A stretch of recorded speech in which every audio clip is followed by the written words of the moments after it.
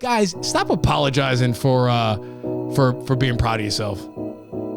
Sometimes people that talk to me, they'll be like, oh my God, they'll be like, I'm sorry, man. I feel like I'm just talking about myself. I'm like, hey man, listen, it's okay to believe in yourself around me, buddy. Okay? You're giving me hope. When good shit happens to people, I get hopeful. Cause that's the positive about being selfish. Welcome to Fred Talk, where if you're not learning, hopefully you're laughing. Big kid energy. Welcome to the Fred Talk podcast. I am your host, Freddie Valoy. This is the podcast about life. Every week I say a different thing, but it's all kind of the same thing. It's about life and having a good time while you're doing it. You feel me? Like trying to figure this shit out so that we have a fulfilled life. Maybe that's what it is, a fulfillment. I don't know. We're flying by the seat of our pants. Son time. You know? I say son time. Guys, today's guest is my younger brother. He is a rapper. His rap name is Brotherchino. His real name is Jalen Mercado. And he's fucking awesome. He just released his first project. See, I'm talking to a rapper now and I'm already dropping T's. I said project. I'm all out here code switching just for rappers. That's what I'm doing. That's what the Fred Talk podcast is, pro code switching, all right? It's a survival mechanism, so do you, all right? Guys, Brotherchino just dropped his first project, and I'm so happy, and I'm so proud of him as a big brother. You know what I'm saying? Like, and we have a great conversation. Even if you don't, all these episodes, I try to make it relatable at the end of the day, because I know I'm bringing on a bunch of different things and a bunch of different shit, but I'm just a curious ass nigga. You know what I'm saying? And that's just what it is. But every episode I feel like is relatable. And this one, if you're just trying to get shit done, do something, like believe in yourself, he's dropping some gems here, and I believe him, and I'm probably biased because he's my brother, and I don't give a fuck. Like he has a good head on his shoulders, and I'm very proud of him. And I think you're gonna enjoy this conversation. At the end of the day, this is a good conversation. Maybe that's what it is. Maybe this is just a podcast about good conversations. And what does that mean? It means like after the talk, you feel like it was just time well spent. Like you learned some kind of shit, some kind of perspective, you know? Guys, we are brought to you by Own the Chaos Investing. Go to ownthechaos.com to subscribe for their stock watch list. That's where every day they send you the 5 stocks to watch for that day. That's at ownthechaos.com. Join the Chaos Crew. Now, without any further ado, guys, let's bring on our guest, Brotherchino. Yay. Hold on, let's see. Hey. We out here. That might have been a little too loud. Guys, make sure to lower that. Bye. All right, so I gotta train myself now in this interview to call you by your artist name. All right, because I want to respect you as a man and as an artist. I don't want to go to your government name. So forgive me if I do by accident. Right? No, it's fine. I'm still Jalen at the end of the day. Oh, I like that. All right, cool. I didn't know if it was like, you know how a trans person, you can't call them by their old name. That's like disrespectful. I didn't want that to be the same thing. I'm a respectful ass nigga, and I just want to keep that going. So, Brotherchino, yo, all right. So, tell me what was your first inspiration where you were like, I want to be a rapper? Because first of all, I think it's cool as fuck that my little brother's a rapper. That's like, it's like, yo, yeah, man, like, yeah. So honestly, tell me when you started thinking about it and all that. Like, my first introduction to music had to be you. To be honest, at the time when you was living here, I was probably 4 or 5 years old, like your senior year of high school. You was still listening to Jay-Z and the cassette tapes inside of the big boom box. I don't know if you remember, you had it on the wall. It was this room, but this was your room before. And it was on the wall, you had a gray boom box and you had like the Jay-Z like bootleg like cassettes. Yep, I bought them on 161st in the Bronx, the Yankee Stadium. It was after I went to visit my dad in prison. They were $5. I remember I was like, oh shit, I got it. And it was good. It wasn't sometimes you get ripped off by those. You know, those are hit or miss. Yeah, I mean, we don't got to deal with that now because we have streaming services, so it's pretty good. You guys don't have to deal with that. We open up CDs and it's fucking Inglés sin barrera, bro. You never know what you got in there. Yeah, I mean, growing up, it was you. Then Amanda, when you left, Amanda was still here playing music as well. Same hip hop. She was playing more like R&B. So that's where I got like the R&B aspect of things. And And then as I got older, that's when LimeWire came in the mix. So you was like illegally downloading music like onto the computer. I remember that. I done shut down the computer with a virus off of Yeah. LimeWire. So it was just like you guys introduced me to music, you and our sister. And then as I got older, what made me like music even more was the fact that I was writing poetry. My English teacher had got me into poetry. I would say 10th grade.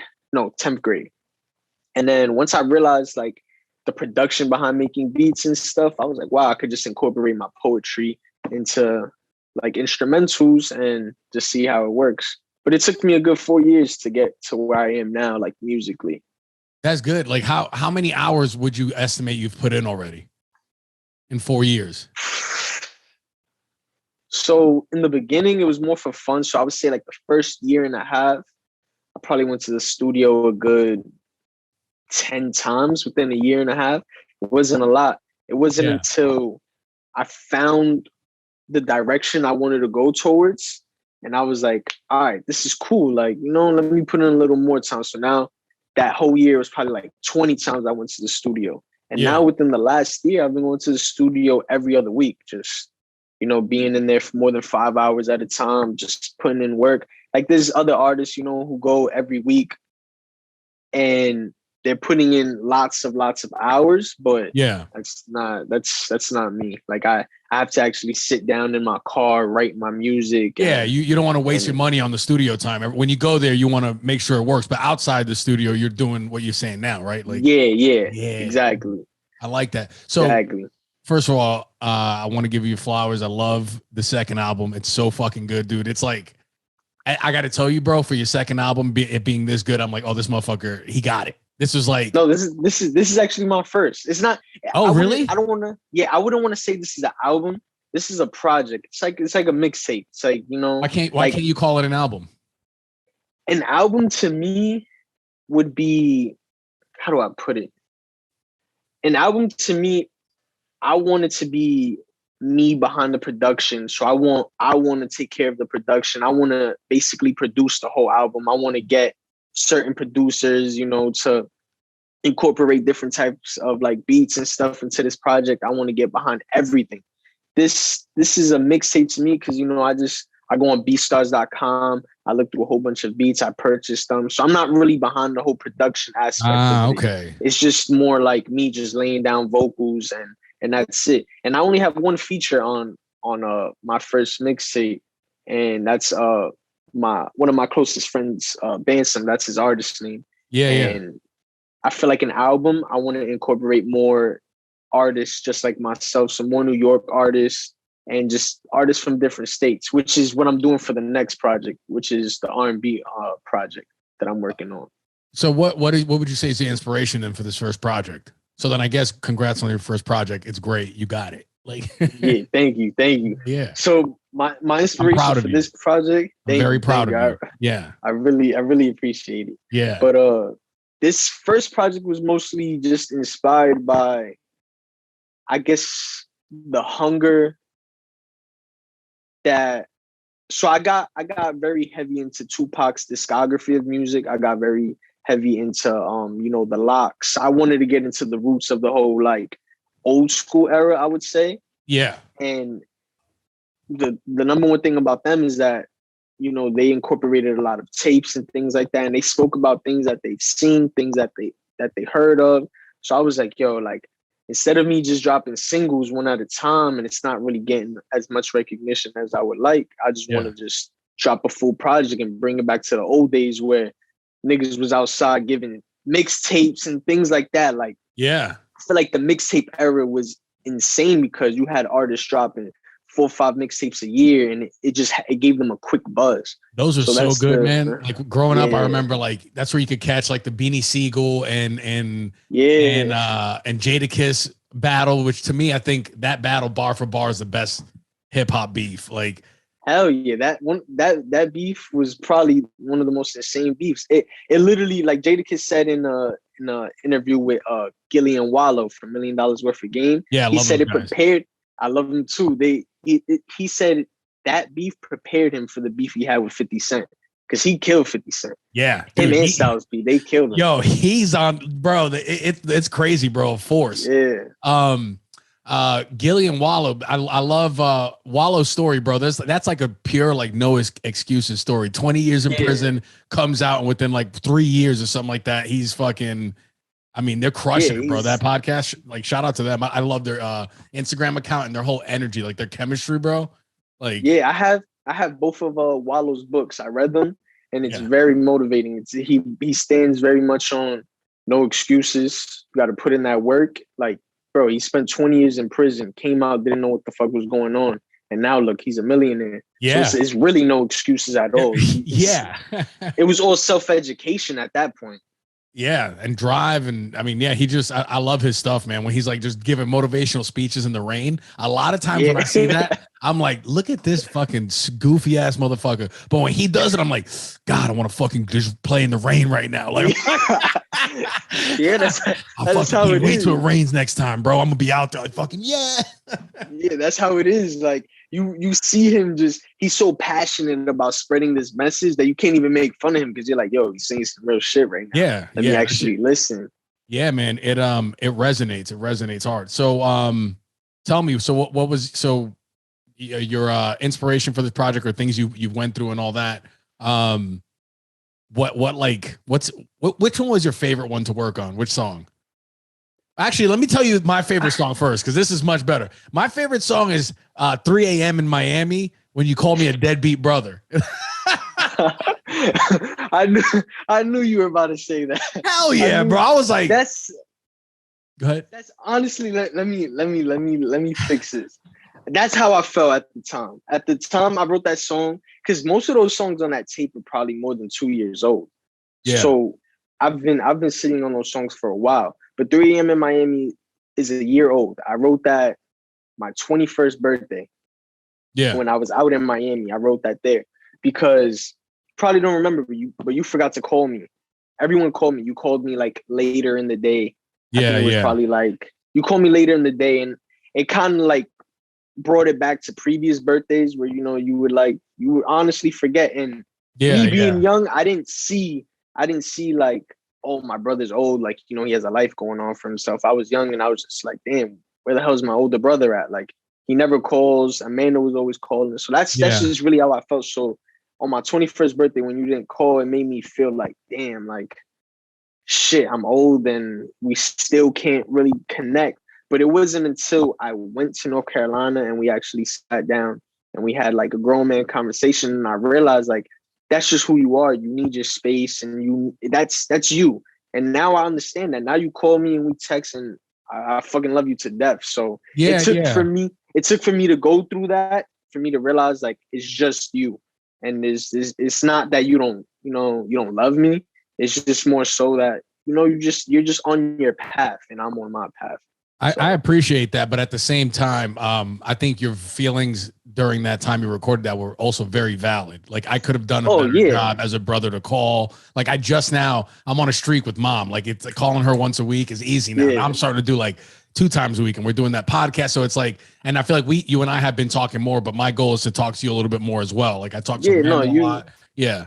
But that was like, that's one of my character flaws. You've been doing an amazing job. Like, I do want to give you, and I always tell Amanda, like, because like growing up, I wanted that older brother figure, and Amanda kind of fulfilled those shoes when she was coming back and forth from North Carolina to home. She was that's a good feeling for a brother.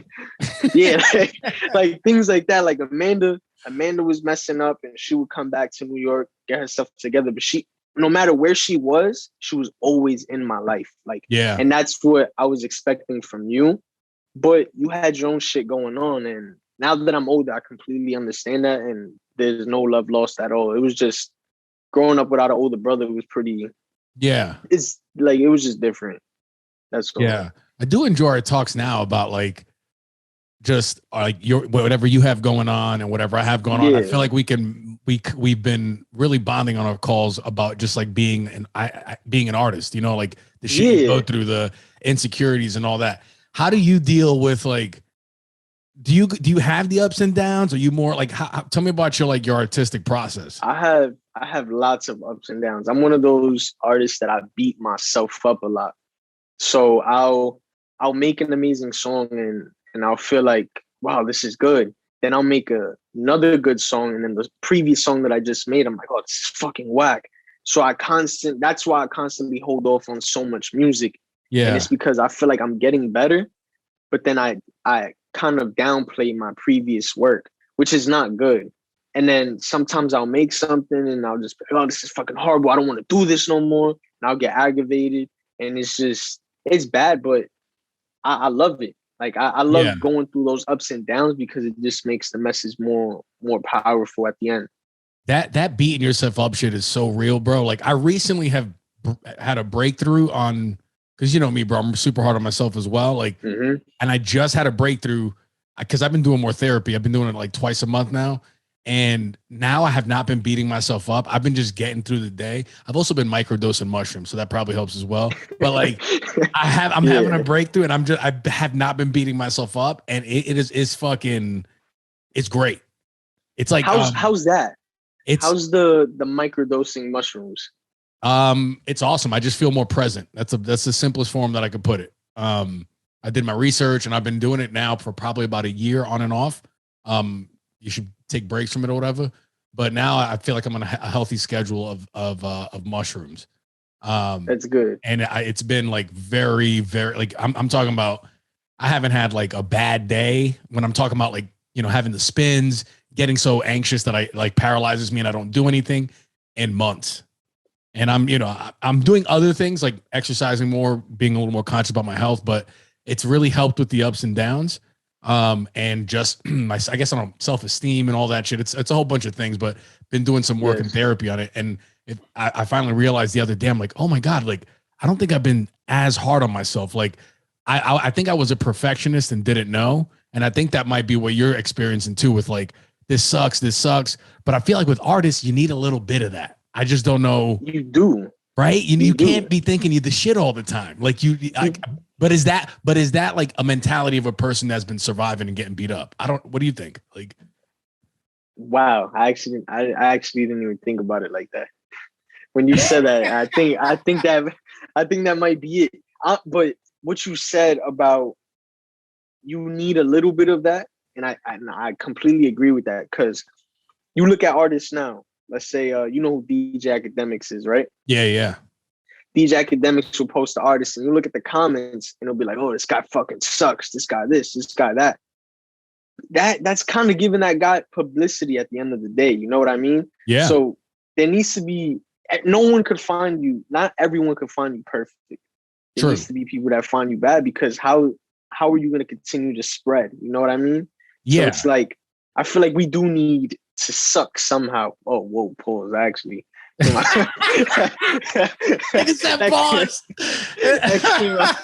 came out wrong. But yeah, we do need to have those downs, because that's how people honestly are going to talk about us as artists. You as a comedian, you need to have some bad jokes, because people need to fucking make fun of you sometimes. Like, oh, that fucking joke sucks. And then that's also publicity as well.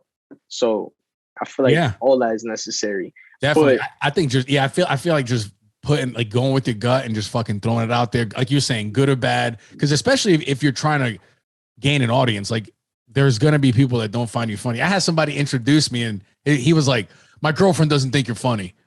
And I was like, so already this is the type of nigga we're dealing with. He's a 5'6" dude from Philly. So you already know what I'm dealing with. Short white dude. Fucking, my girlfriend doesn't think you're funny. I go, yeah, that's fine. You know, most people don't think I'm funny. In my head, I'm like, all right, then again, that was weird, but whatever. And she was referring to my Target videos that I did on TikTok that went viral. She was like, I don't get it. Like, blah, blah, blah, the obsession with Target. And I was like, oh, that's fine. I'll make a Walmart one for you. That's true. Like, I saw your Target videos, and it's 100% true. I could call my girlfriend right now, like, hey, we're going to Target. We have $100. She'll be like, oh, fuck, thank you. Let's go right. Like, Target is really necessary for women. So it's like, I completely understand that. I do need to make one for the women of Walmart too, though. I feel like that's gonna be a funny ass one to do. How do you think the women of Walgreens are? Like the pharmacy? Yeah. Just going in there for plan B. Like you going in there for some hair removal and plan B. That's definitely how I picture the And a woman of Pedialyte. Walgreens. Oh man. But how were the ups and downs as a comedian? Because I physically can't like picture like the way I've felt them is like when I'm down, I just gotta like just when you're in a funk, you can't, like Patrice O'Neal said, one of my favorite comedians, is like when you're in a funk, you can't force it. You just gotta like get through the funk. You can't try to like muscle your way out of it or anything like that. So I just do the best I can on a low, because whatever low I have, however low it is, like whether it's a long time not coming up with a joke, whatever, I have an equal and opposite reaction of like prolificness or whatever afterwards. Like the ideas start pouring out, like and shit like that. So, and then I try to take more advantage of those times where I'm being hyper creative. So my lows, I don't really sweat them really as much. I just try to get things done, and just once again, not beat myself up. If you don't beat yourself up, because and then not beating yourself up also prevents, is what I'm finding in my own thing, is like your spirals aren't as spirally. Because you're not getting so hard on yourself. You just fucking. So I'm telling you, lately it's been good. Yeah, because I've realized the more you beat yourself up, the worse that like funk gets. Because it's like you're really not getting anywhere. And it honestly, my solution to getting out of a funk is I'll just listen to just music, and I just won't even work on my own. And I'll just wait till I get that sort of like inspiration. I feel like exploring and like going outside and doing things is a very quick way to just get that spark of inspiration. And like walking outside and shit, and like walking outside, going to the city. Like this is the way I get my inspiration. I'll drive around like, out in Westchester, you could drive to like Scarsdale, all these rich areas, and I'll drive by like houses and mansions and stuff like that, and I'll see these expensive cars, and I'll just be like, oh shit, like this is cool. Or I feel like the biggest inspiration I had was when I went to Los Angeles. Ooh. And that right there was a killer. Like I'm talking about, I was going outside, I was going down Rodeo Drive, I was going to all these nice places and seeing like the difference between New York City and Los Angeles. And the difference is, in New York City, you see niggas with money. You see, like your everyday drug dealer with money. You see your everyday scammer with money. And it's like, oh, that's cool. But you go to Los Angeles and I feel like you see like rich people. You see like men wearing fucking short shorts with running sneakers, hopping inside of a Rolls Royce, driving up to the hills in this huge mansion. And it's like, whoa, this is a very big difference. Like you see like generational wealth in these people. So seeing that right there was just like, I was just like, yo, like this is awesome. Like I need this in my life. I need to be like super fucking rich. And I fucking, what day was it? I would say my third day, I took like 2 edibles, smoked, went into my room in the Airbnb, and I just wrote 3 songs. I wrote on the project, damn, that's pretty good. That's insane. So you really were inspired by that. That was fucking awesome. I would say I wrote Chrome Heart. That's one of your better songs. Yeah. Yeah. I wrote Chrome Heart. I wrote Part of Swimming.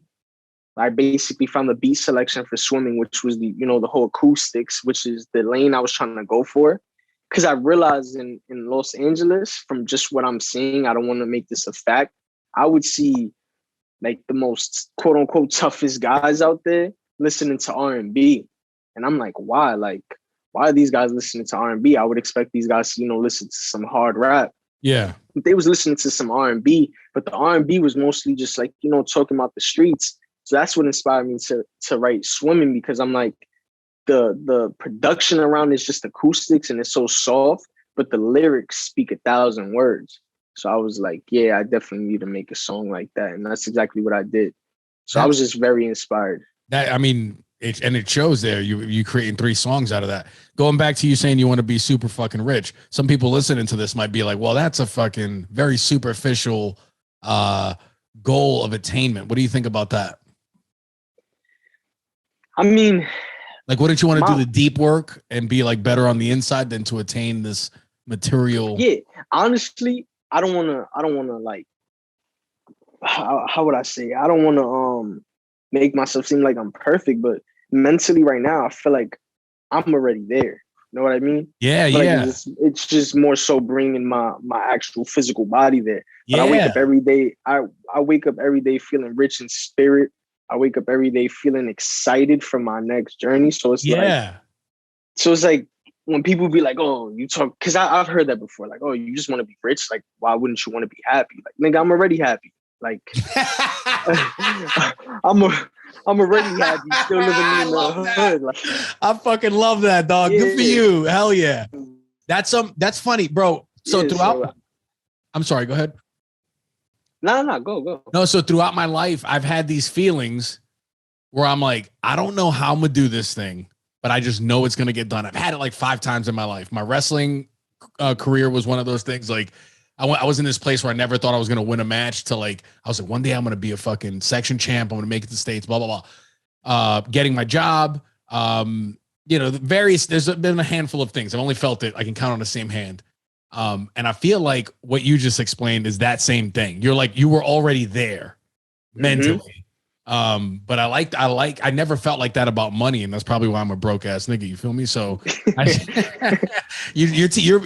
I'm learning from you right now. That was great, No, bro. Yeah. because people are gonna sit here and say like, money doesn't provide happiness, which is true. There's a lot of people who aren't wealthy who are 100% happy, and that's I feel like that's their path.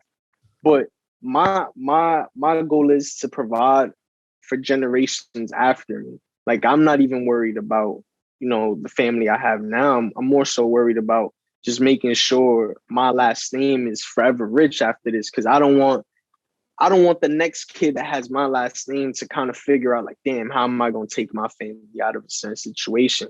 I'm not saying my family is poor, like, we live comfortable, but I just want to make sure I set that stone of just fucking generational wealth. And that's really just what I'm aiming for. So I'm not even Yeah. trying to just be an artist. I also want to, make music. I want to do songwriting. I want to own my own label one day. And I want to do all these things. So by the time I'm fucking 40 years old, I'm living like Jay-Z basically.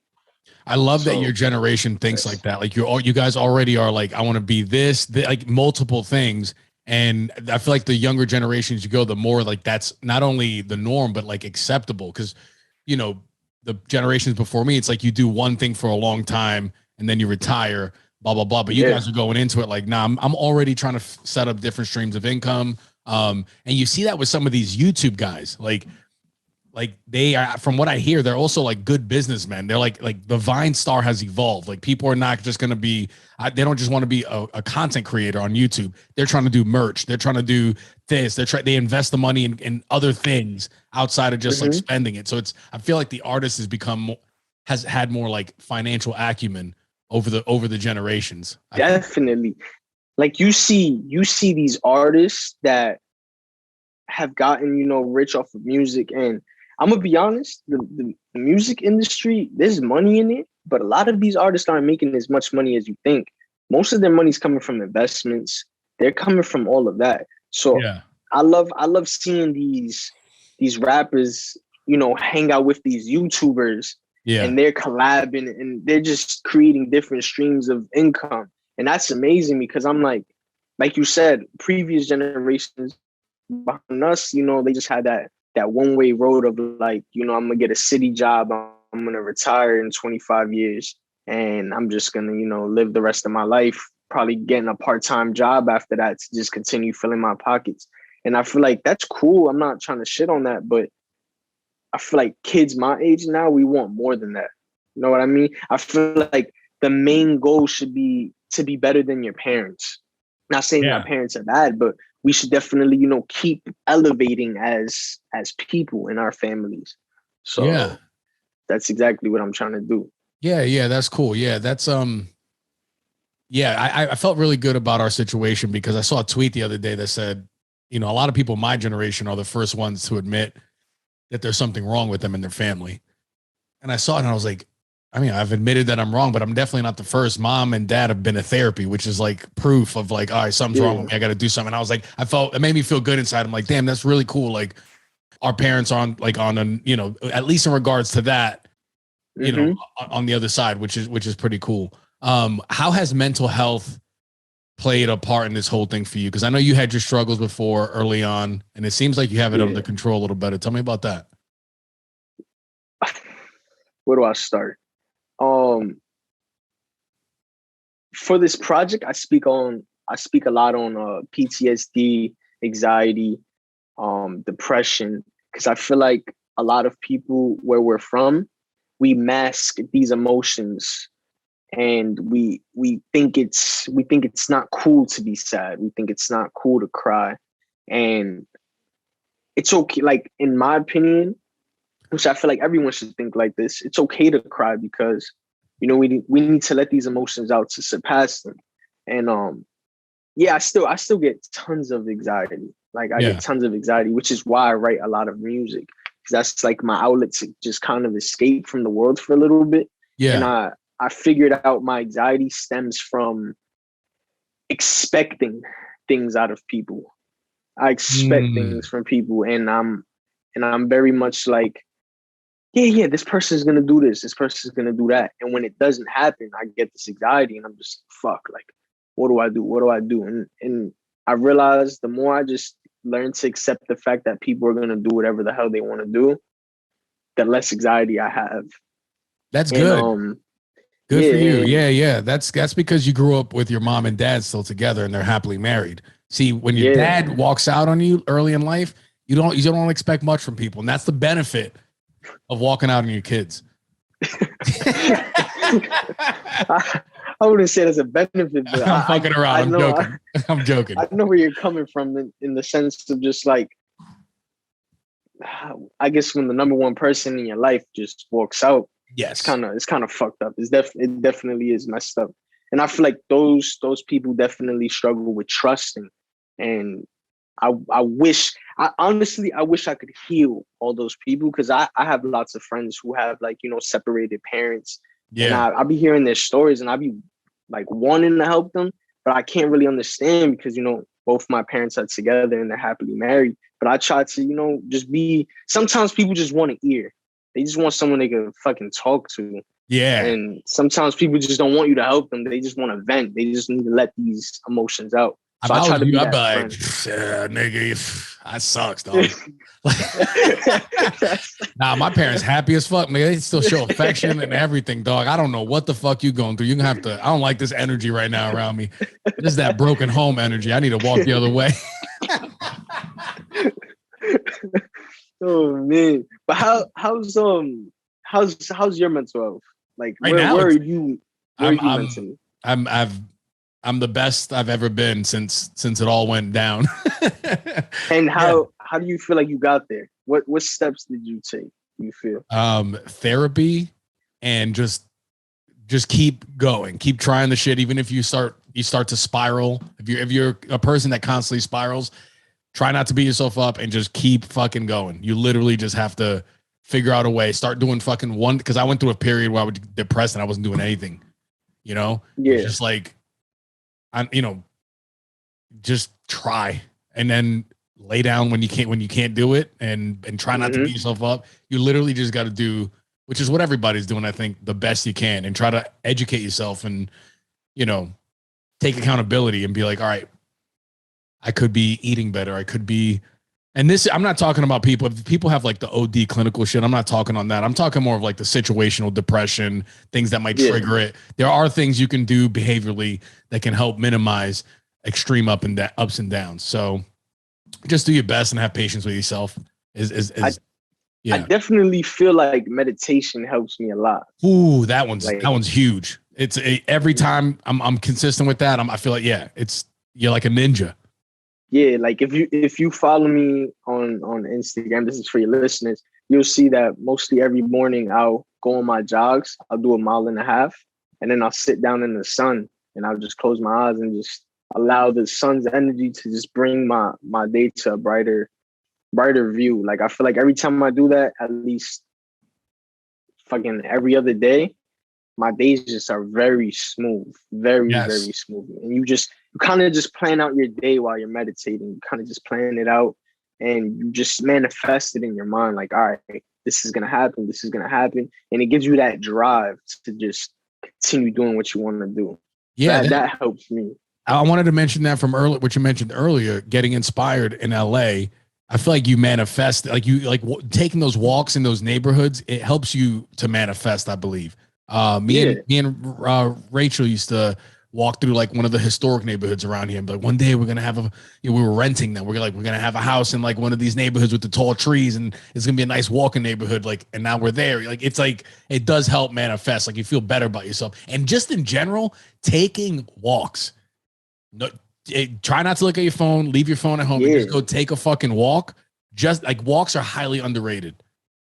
It's super. Like sometimes I'll even go jogging and I won't have no music. I'll just hear trees, birds, animals. Like I'll just hear like nature, hearing nature itself. And you kind of just zone out into this zone where you're like, oh shit, I'm done.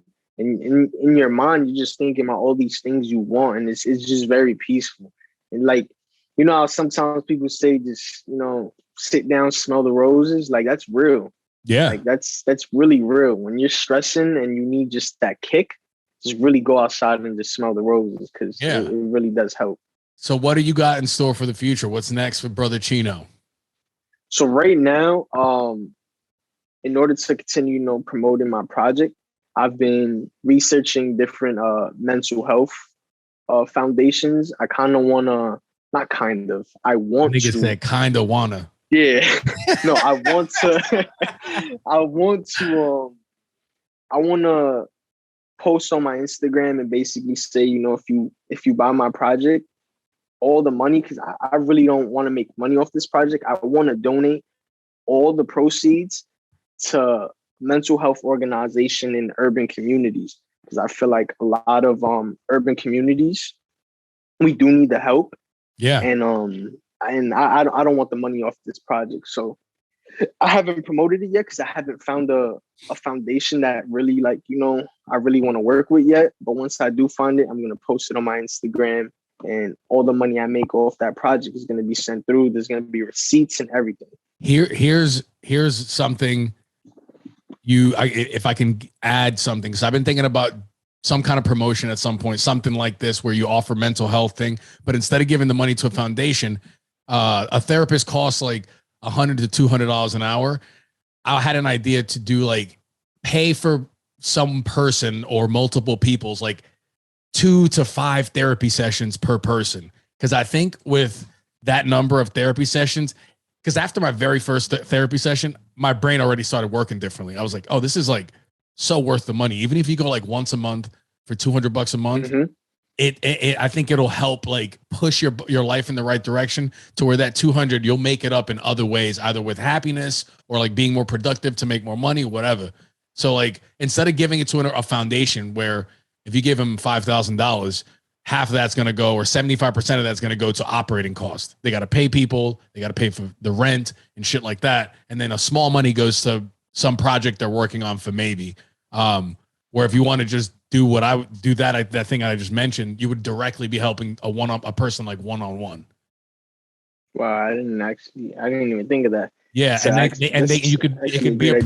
could be a promotion for on your Instagram, like, yo, send in your story and the best one wins, or however much money you raise, you figure it out. I think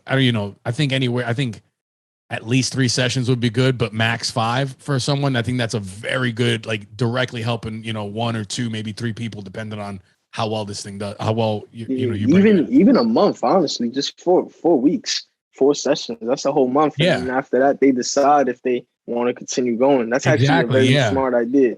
Right. So I would take that and then, do it. And then I'll do it again whenever on my shit whenever. But I think it'd be, I think that would be great, bro. Definitely. And the project I'm working on now, I want to drop December 17th for my birthday. It's nice. The R&B project. So I plan on working with artists from different states, R&B artists. Yeah. Who could actually sing, because I know I can't sing for shit. But I want to work with artists who could sing, and I want to give them a platform, basically work with them as well to just create an amazing project. This project is going to be based on toxic masculinity and women who don't feel they don't have the strength to get out of that in a relationship. Ooh, So okay. I want to give these women, these female listeners, basically like a portal into a man's mind, a toxic man's mind. So These they could broads. see, so they could basically see hear how they think, and just kind of get that open door. And I kind of just want to give them that, that kick. And it's still going to be great music at the end of the day. And I feel like it would resonate with a lot of men. Yeah, if you can get to the depths of how disgusting a man could be, if you can get to the depths of how disgusting a guy could be, like how we think, on demon time, I think there's definitely an interest in that. For definitely. Sure. Like, I feel like my previous single, Let Me Go, and Confessions by itself. Love those. Got those on the playlist. Got them on the playlist. Those songs right there, it's just the introduction to what this R&B project is going to be. It's going to be good. It's going to be good. Yeah, hell yeah, dude. That's going to be that. So I'm really just focused on that. And with that project, I also wanted to work with women going through domestic abuse because, our mother has, been through that, and also our sister. Yeah. So I want to basically represent for women like that who've been through these dark moments, and I kind of want to shine the light on them and make sure they have the resources they want to do what the hell they want. So I don't know how it would help in that sense. I was also researching, different foundations to, donate a large sum of money to, but yeah, when the time comes, I'll definitely have more information on that. But that's just what I have planned for right now before the year ends. Awesome, man. Hell yeah. I'm loving this, bro. I'm loving the direction you're going in. I sense the growth. Like, I have conversations with you. I'm like, this motherfucker, you a thinker, bro. And I love your music. I love the intentionality behind it all. The fucking sound, like, your music I could listen to just chilling or at the gym. You know what I'm saying? It's like, you got some good range. Where is there anything else we needed to cover? I think we covered a lot of the things, right? What I really wanted to talk to you about is, I would say I wanted to speak more on advice from you on spirituality. I want to see where your head is at, and with the whole spirituality and just, finding yourself, things like that. Because I feel like, I've recently found my path. I recently became a 5%er. Yeah. And it kind of gave me the spirit of, just wanting to do instead of, man, I think I'm going to do this. I don't know if I should. It kind of just gave me the spirit of just like, yeah, I'm going to do this. I'm going to make sure I succeed. Yeah. And it gave me that. All right. So I think I used to be an atheist for a long time. And then after doing mushrooms, you kind of just go, whatever. I don't care, And recently I've been like, man, I really want to be converted to something. Like, because I don't want to think about it anymore. I just want to believe in God. I just want to be a part of some religion. So I don't ever have to think about whatever. I just feel like it's wasting energy at this point. But recently I've been able to, because I'm an imaginative ass nigga. You know what I'm saying? So I look at superheroes like Marvel, DC superheroes as biblical figures. Because the Bible, what it is it's a I think it was consciousness and that era for humanity. And so a lot of the stories, and this is like distilled from what I've learned, like from reading a bunch of stuff. It's the archetypes for a lot of the stuff you see in movies today, like the hero archetype, the this, the that. So I just kind of use Marvel characters for different things. So Doctor Strange to me is like when I need to be hyper creative and I need to do something new, I think about that. When I need to be highly disciplined, I think Batman. Like that like little things like that. When I'm feeling deeply philosophical, I feel like the Silver Surfer because he's very observant on humanity. And that's my own fun, corny ass way of just being like, like what the fuck would Batman do? Would he fucking skip this meeting? Like, you know what I'm saying? Like, he's going to sit out there. Yeah, shit like that. And it's super weird, I think, that I think like that and that actually excites me. But it works for me. Like I'll watch a YouTube video. Yeah, exactly. I'll sit and like to get jacked up for a meeting. I'll watch videos of like cool scenes, like Doctor Strange versus Thanos when they were going at it. Like that's one of my favorite scenes to watch. I get hype. Or I'll watch Dragon Ball Z clips of like Goku hitting a new level or some shit. I'm like, oh shit, all right, let's go. So that's what's been motivating me lately. And spiritually, I think I do think there's a higher power. Definitely, and without a doubt. People, whether or not they believe in something, there's something that's always going to be that they're going to worship.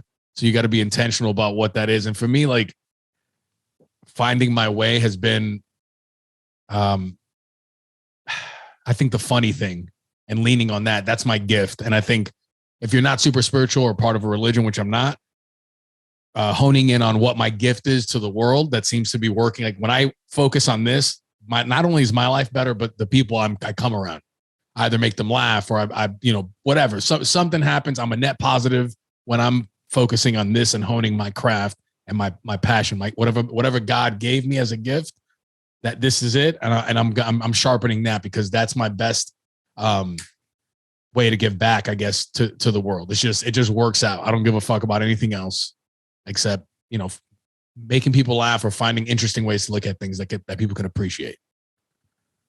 Wow. I like that though. I like how at least you have something that, puts that battery in your back to, just allow yourself to think about certain things, because there's people out here who are just empty. And I feel like everyone should find that kick. Not saying believe in God, believe in the Muslim religion, Christian religion, Catholic religion. Just find something that, brings you peace of mind. That's very necessary in order to, continue living your life in a happy manner. Yeah, and it doesn't cause you to hurt or hate on anybody else. Like you know what I'm saying? Exactly. Like, anything that causes you to try to help other people for like in the genuine sense, not trying to help for fucking clout or just to get your name out and shit. Like I don't know, just more real people. Being super honest, working on that over the past few years has been great as well. Like just having the balls to set a boundary with somebody, things like that. Like I feel like my soul is like cleansed. Like there's no telling, like don't talk about that person in front of me right now. If you like, I'm not in your little fucking gossip circle, shit like that, or like, stand up for yourself. I definitely feel like that with honesty, where like I struggle to be honest with someone when it doesn't involve music. So if you ask me something artistically, I'm gonna tell you like, yo, yeah, this shit is trash. Yo, you need to work on this. You need to work on that. But when it's like things like, it's weird. Like a girl would tell me, do I look pretty today? And I'm like, yeah. Meanwhile, she doesn't really look pretty in my eyes. Like, I feel like it kind of sucks because I'm not being 100% honest with myself. And then, like you said, it's that whole how does she not look pretty today? Why would a girl? There's something. Her hair's got to be fire. Her shoes. You just got to get creative. Like there's like when a comedian. Some of my comic friends are like, I'm too fucking nice, but like there's enough people putting people down. So like if a comedian goes up for his first set, he bombs. I fucking always dap him up and I go, way to get up there. I'm not lying. It takes balls to get up there for your first time doing comedy, and comedy's very hard. Bombing's the norm for most people. So the fact that he went up there is awesome in itself. So like, there's some merit to that. So I think just you can find a genuine, honest way to answer someone's question usually. And if you can't, and it comes off like more brutal in its honesty and its content, then you have to, I think, is it productive? That's why I struggled a lot with it, because I used to be, I'm very blunt. I kind of just say what comes to mind. Yeah. And that kind of sucks sometimes because I don't mean to come off as rude. It's just how I feel. So when it comes to, people asking me things about themselves, I kind of just, dumb it down because I don't want to hurt their feelings. And that's just my downfall. I don't like making people feel like shit. Yeah. So, yeah. Especially when they're not, because when you're a shitty person, I'm going to make you feel like shit, especially if you're being shitty to someone who's not really doing nothing. But when it just comes to people just wanting that like answer that they that they want and I can't give it to them, I struggle with that a lot. Yeah. Yeah. Yeah. If somebody's mean, I feel like that's when I'm like, almost like my chance, like to legally get it out. Like, Yeah. like I could be addicted to this person in the name of defending someone else. But I'm not gonna lie, a little bit of it is for myself as well, because I just want to get that fucking that rakata out. I just need a good argument every now and then. Yeah, sometimes you need that, but me personally, I don't like hurting people's feelings. I'm very big on that. Like I want everyone to smile, be happy. I don't know how people could be out here just hurting everyone's feelings. That shit sucks. Yeah, man. Those are people who need to find, that sort of kick in their life. So what do you think about the most? We're gonna be wrapping this up here. So I want the last question. Think about succeeding in what I'm doing. I definitely think about the finish line, but I also think about the steps I need to take in order to get to the finish line. Yeah. So I constantly just think of new ways and different ways to just get to where I want to be in life, set goals, and I just think of ways to accomplish them. It's really all. Nice. Where can people find you, Brotherchino? Brotherchino, that's my handle. What do you call it? I don't know what handle you call it. Yeah, that's my Instagram, handle. right? Instagram. You're gonna tell them the platform. Yeah, it's like Instagram, just yell Brother Twitter. Chino into the air and I will appear with my album and 2 t-shirts. No. Instagram, Brotherchino. I don't have Twitter. YouTube, Brotherchino. Everything on all streaming platforms. It's Brotherchino. Awesome, man. I love you, and I'm so proud of you as a big brother. Thank you. As a artist, a fellow artist. Relatively new in the game. I love you, man. Keep up the good work. All right. Thank you. Love you too, bro. Bye.